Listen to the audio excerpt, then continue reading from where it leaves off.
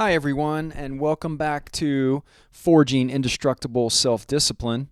I'm your host, John Fontenot, and today we're going to talk about some techniques to boost self-control.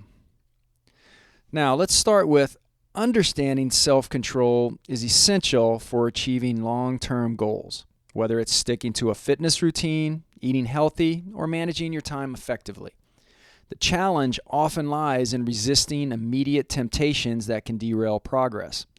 Fortunately, several practical techniques can help you boost self-control, from mindfulness practices to using environmental cues and learning how to reward yourself appropriately.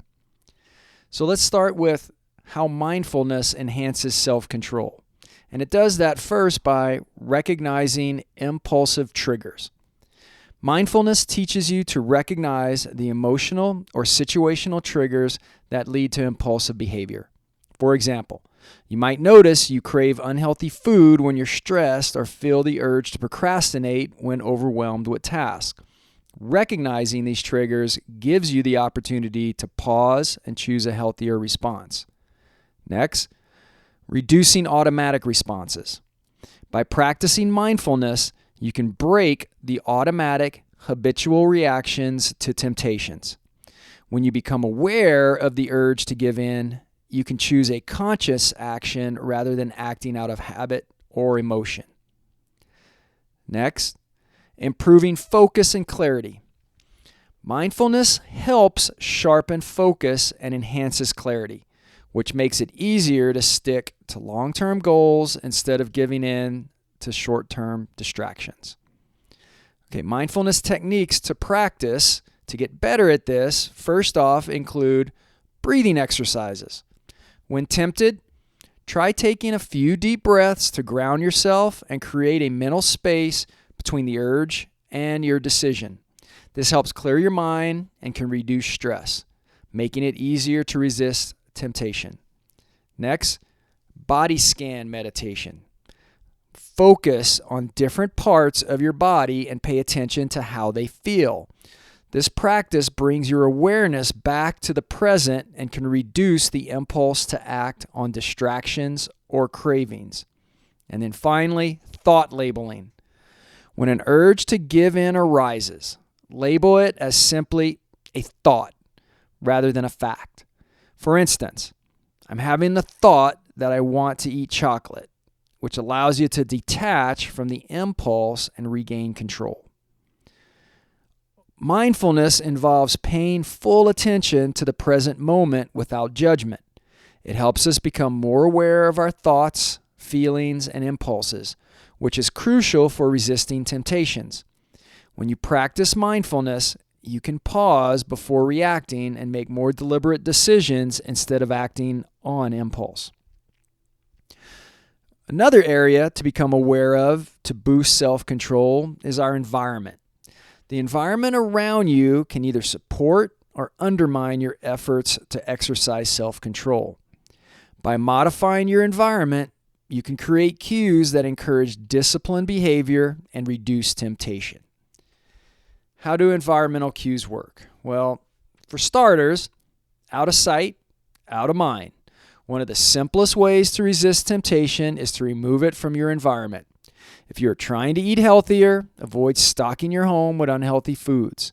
If you're trying to cut back on screen time, put your phone in another room or out of easy reach. The less exposure you have to temptation, the easier it becomes to resist. Next, create a supportive environment. Surround yourself with cues that remind you of your goals. For example, putting up a vision board, writing your goals on a whiteboard, or placing a reminder on your desk can keep you focused on your intentions. Finally, set up pre-commitment cues. Pre-commitment is a strategy where you make decisions ahead of time to avoid situations that may lead to temptation.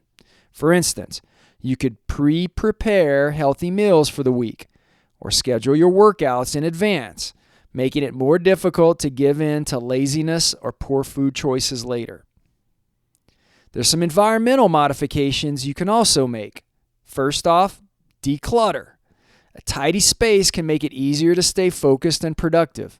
A A cluttered environment can lead to stress and distraction, which can undermine your self-control.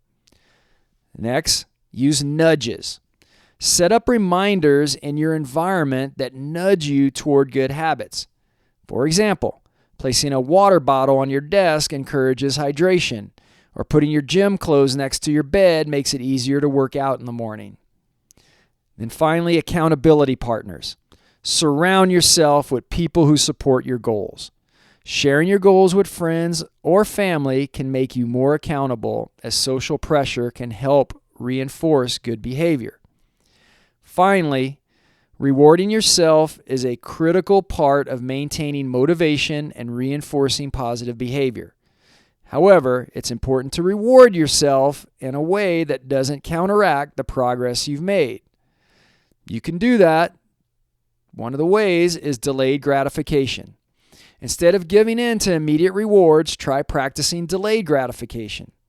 You can promise yourself a treat or a break after achieving a specific milestone, like finishing a project or completing a week of consistent workouts.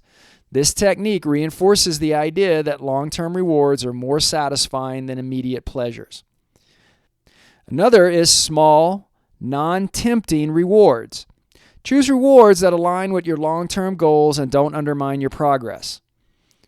Something like after achieving a fitness goal, reward yourself with a relaxing activity like a massage or a new book, rather than a dessert that could set you back your nutrition efforts. Also, celebrate the process. Instead of waiting for big wins to celebrate, reward yourself for the process itself. This could mean acknowledging your small victories, such as staying disciplined with your diet for a day or completing a task you've been avoiding. This helps reinforce positive behaviors and helps maintain momentum. Additionally, think of some non-food rewards. If you're trying to control eating habits, avoid using food as a reward. Instead, treat yourself with experiences, a day out with friends, a movie night, or a spa treatment. This helps break the association between self-control and indulgence, reinforcing a healthier lifestyle and choices. And then finally, positive self-talk. Another way to reward yourself is through positive reinforcement, like practicing self-compassion and acknowledging your progress. Saying things like, "I'm proud of myself for staying focused today," reinforces the idea that you're capable of achieving your goals. To truly master self-control, it's important to combine these techniques into a comprehensive strategy. You can practice mindfulness to manage the urge to give in to temptation. You can use environmental cues to reduce triggers and reward yourself in a healthy way to stay motivated. There's certain things you can try to do to stay productive at work. Again, taking the mindfulness, you can practice breathing exercises or a quick meditation session when you feel overwhelmed.